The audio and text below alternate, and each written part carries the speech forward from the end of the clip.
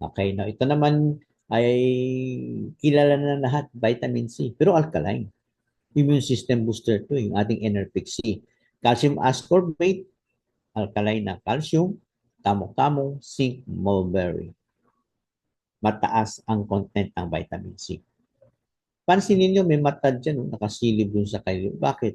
Kasi yung zinc sa mulberry, napakahusay sa mata. So ano ba mga symptoms? Pag kayo mata mo ay may problema, paglabo ng mata, pagkaroon ka ng katarata, macular degeneration, at iba pa mga problema sa mata. Prevention, Enervic C. Dahil may zinc, saka mulberry. Ang zinc, mahusay din yan sa prostate. Ang zinc, mahusay din yan sa mga kidney problem. Ang zinc, mahusay din yan sa mga may diabetes. At dami, more than 200 function ang zinc sa loob ng katawan natin.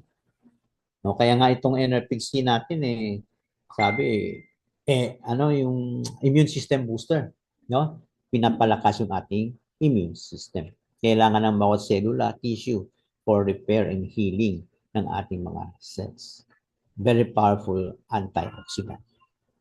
Kaya lahat ng organs natin, lungs, spleen, heart, liver, kidneys, mag-benefit sa NRPC. Kaya kung may sakit ka, always kasama ang NRPC.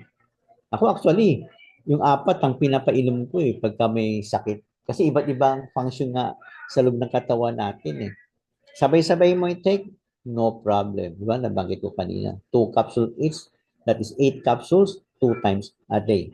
Iwas magkasakit. Di ba? So, huwag kayo magtipid sa pag-take ng mga supplements kasi kalusugan ang kapalit nito.